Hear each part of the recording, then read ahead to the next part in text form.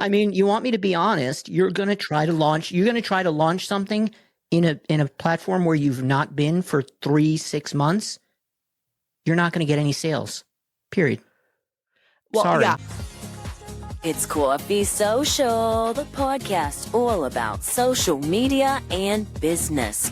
And now, here are your hosts, Jonathan Howard and Mimi Langley. Hi, everyone. Hi, Jonathan Howard. Hello, Mimi Langley.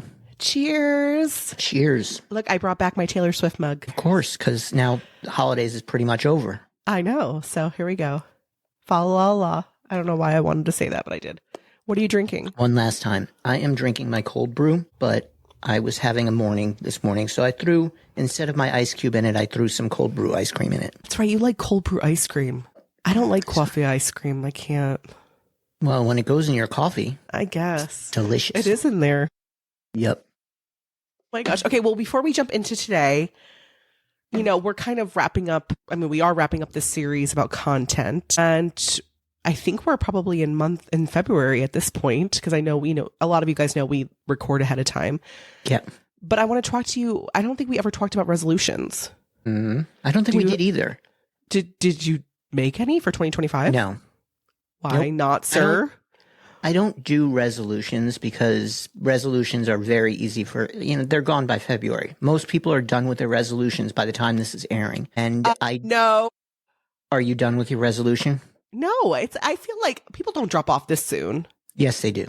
I feel like it's more like a May, June thing. Come on. Who makes it to May? I want to know in the comments of this episode who makes it till May with their New Year's resolution. Nobody. Nobody makes it till May.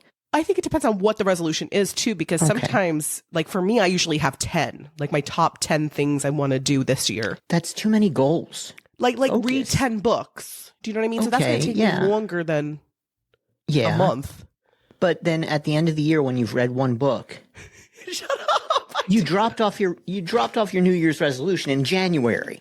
Come on. You're so funny. You're like, well, when you reflect, you have read the one book, but really it was a magazine article. So right. So there you go. You didn't really do any of that resolution. So I don't believe in doing the resolutions. I do believe in setting goals, realistic goals for yourself, and actually then breaking down those goals. Like we tell people all the time, like, what are you going to do this month to actually reach the goal, and having actual things that you can do towards it. Is it a resolution? Sort of. It Not is. really. Not really. It's kind of blended because a resolution is technically like a goal, or like at least you're manifesting something for yourself. Yeah. But we just don't have the action steps. We don't put the action behind it, which is also, by the way, people, part of manifesting, as you probably remember from our YoFit episode. Yes. But still, I'm not a big New Year's. It's to me, especially New Year's Eve, it's same shit, different day. It's a different year. Oh my gosh, we are so different. I have my New Year's Eve socks. Like it's a whole thing. I watched the ball drop. Like it's like a whole, it's a reset, a real reset. Why? Because it's a new year. It's 2 years later or 2 days later. No, why not start in December? No, someone back me up on this, please. Can we get a caller? Somebody call in, please. Can we have a call in? We record the in advance, but we need a call in on this one.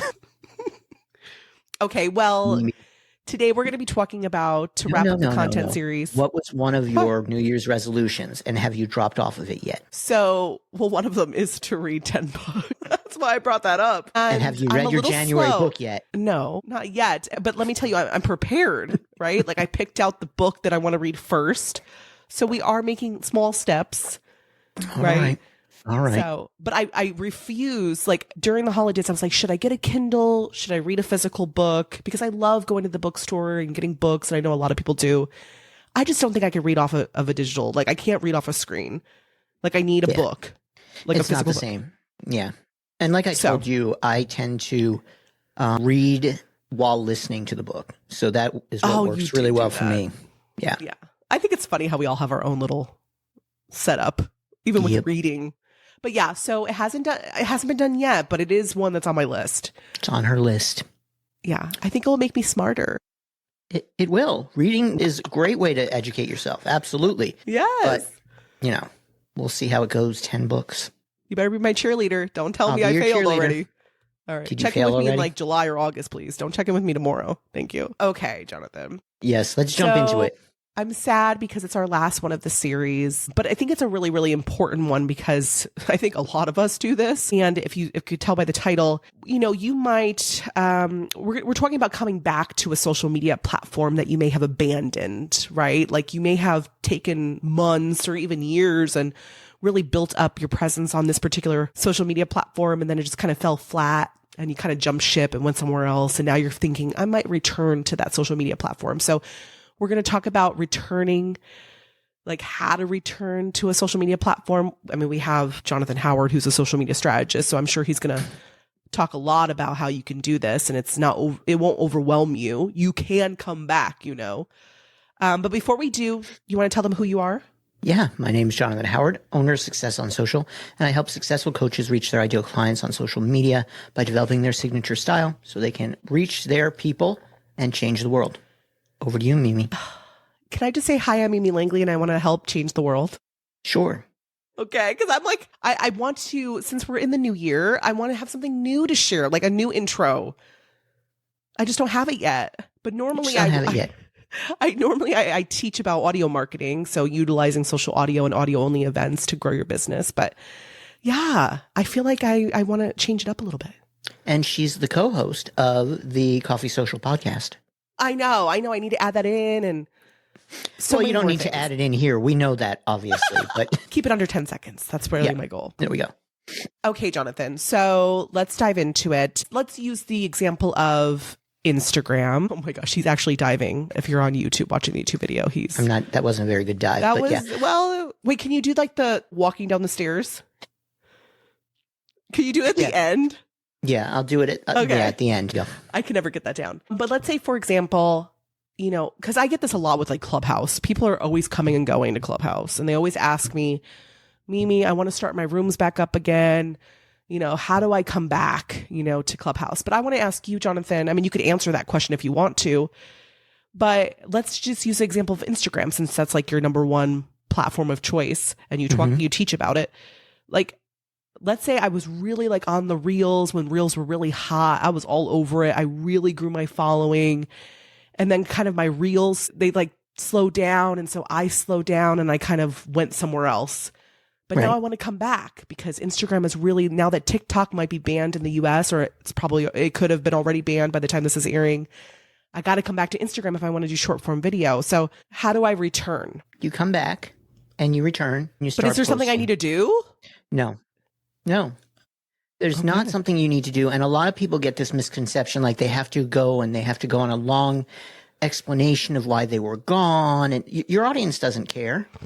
If your audience liked the content you were putting out, then start putting out the content that they liked. So I would maybe review my analytics and see what was performing well when I left. It may have changed by now, but going in and looking at what did perform well when you left and creating some of that, or maybe going back like a year ago and reposting some of your best performing content to feel out if that's still the way that Instagram is wanting content, and seeing how that performs. But you just come back. Honestly, people make it a really big deal. And the truth is, the audience that wanted to hear from you and still wants to hear from you will stick around. And the audience that didn't want to hear from you, or you're no longer for them, they'll leave. And if they start seeing your content showing up again and they don't like it, they'll unfollow. And that's normal. And the other thing that Instagram does is it will tell people, like I get a report whenever I click on my following, or is it my following? Yeah. And it shows me inactive accounts, and I can decide whether I want to, remove them from my following or from my followers. And I can remove them from my followers because if they're inactive, they're not going to be engaging in my content. So already, there's going to be people that got rid of you. They're not following you. They cleaned up their Instagram. That's fine. Just come back and start posting, and then paying attention to what's working now on the platform. And I think that's a big difference for a lot of people because it depends on the platform. I'll tell you, I came back to LinkedIn. Yes, you did. I think I had a little bit of inspiration for you. I hated LinkedIn. I still dislike LinkedIn, but there was an opportunity for me to go back and start posting regularly on there. And when I did that, I was under the impression that LinkedIn hadn't changed, which is an incorrect impression.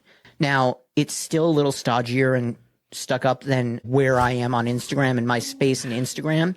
Yeah. However, that doesn't mean that I just, I can post some of my content over there, and I post my newsletters over there weekly, and, creating content over there. So there's something that's me being represented, because it is more of a creator platform, less of a B2B platform.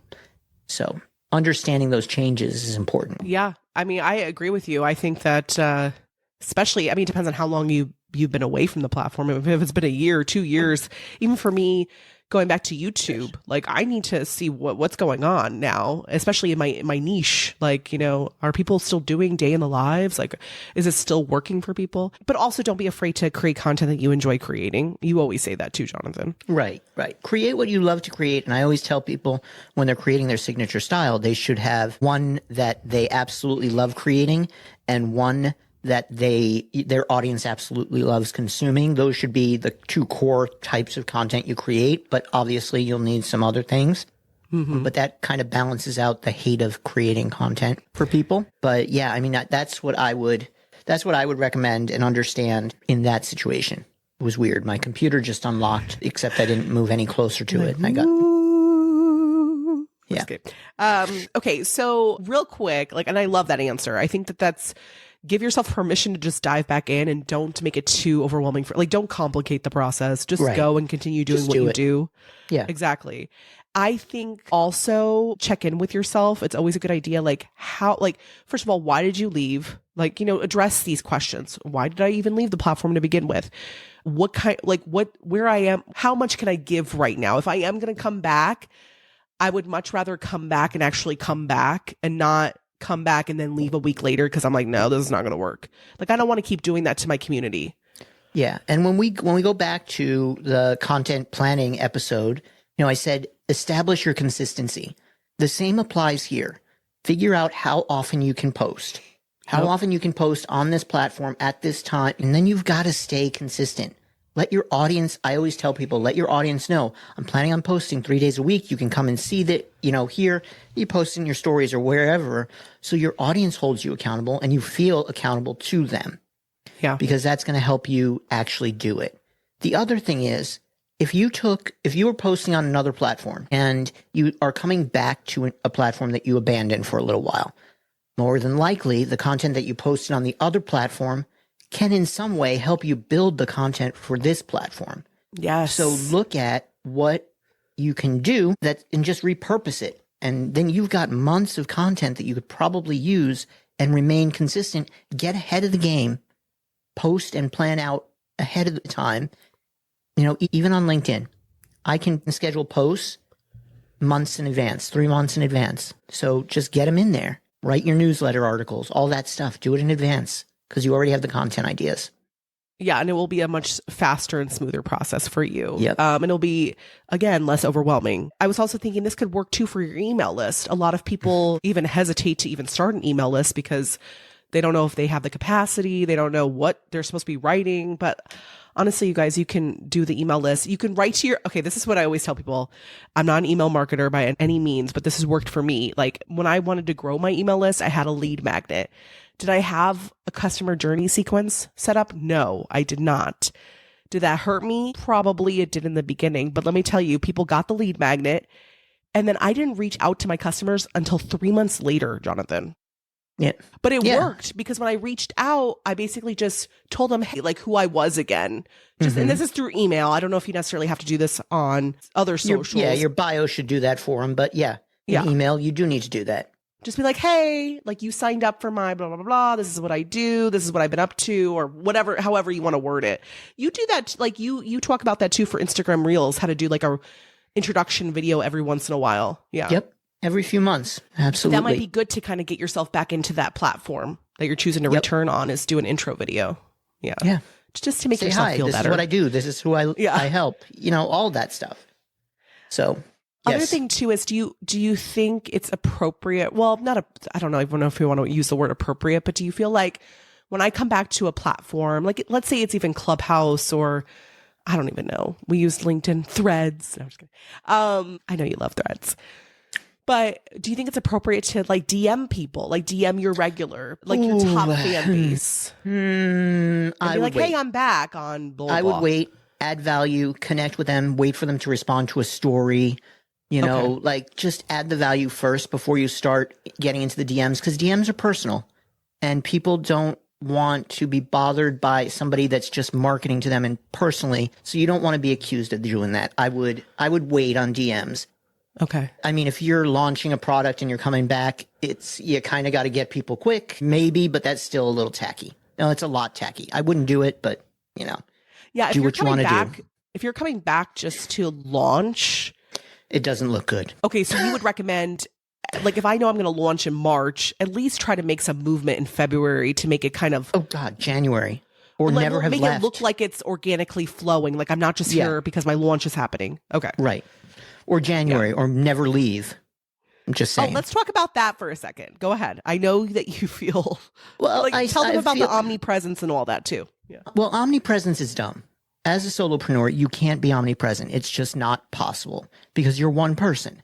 Now, if you have a team, sure, you've got content that you could place across platforms, but stop stretching yourself to be omnipresent as a solopreneur.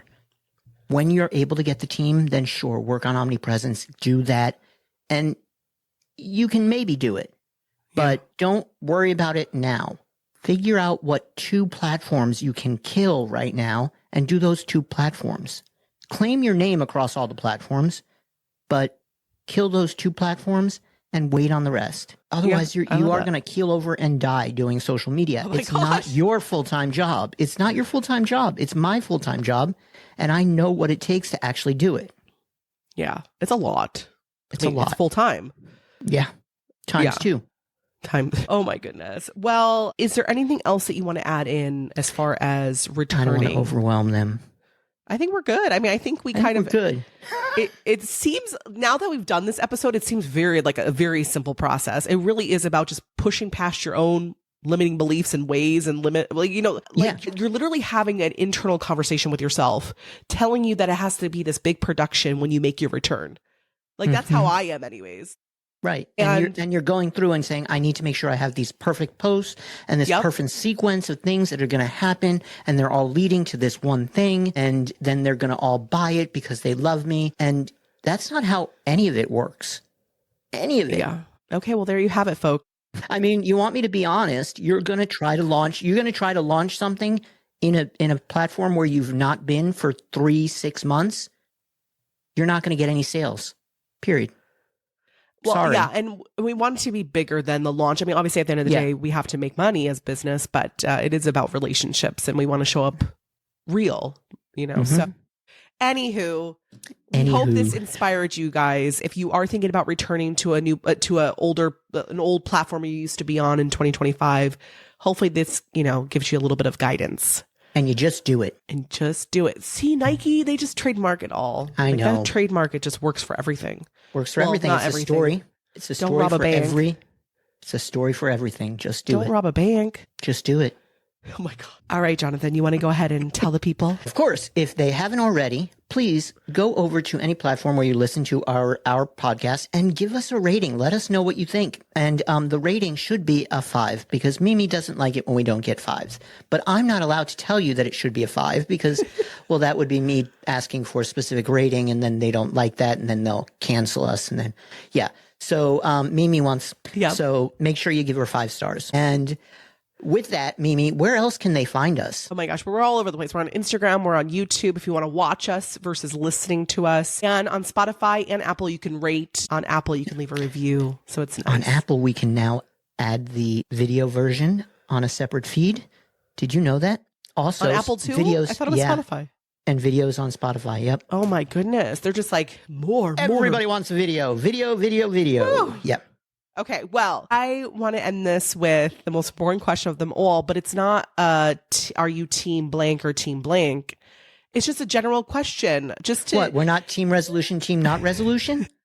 Dang it. Okay, let's do that one too. Okay. No, what's your question? Because we want to know.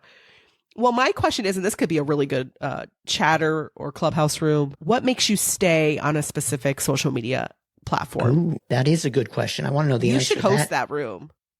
I might have to. Just give me That's a shout a really out. good That's all question. I ask. Or else you'll hear from my Well, lawyer. you'll have to be there. So I No, like but really, that. What makes you stay on a platform? One thing. If it's content that I enjoy creating, I have to enjoy creating it. So I would say content as well for me, but if I have to be different, community. ooh. Like your people are there, so you're going My to be people there. are there. Yeah. My people like it there, you know, and there's a feeling like you can build a community on the platform. Yeah, I like that. Well, you should be on Threads. Okay, let's end the episode. All right. Well, Mimi, you know how to end the episode. Oh, yeah. He doesn't like Threads. I'm just making fun of him right now at this point. I know. Thank you, everyone, for listening and watching. And we really appreciate you guys. And cheers to creating amazing content this year that you love and that your people love. And yeah. And cheers to growth, man. Grow mentally, grow that business, grow that money, all of it. Opportunity. Look at that. Okay. Cheers, Jonathan. Cheers, Mimi Bye, Langley. everyone. Bye, Jonathan Howard. Bye, Mimi Langley.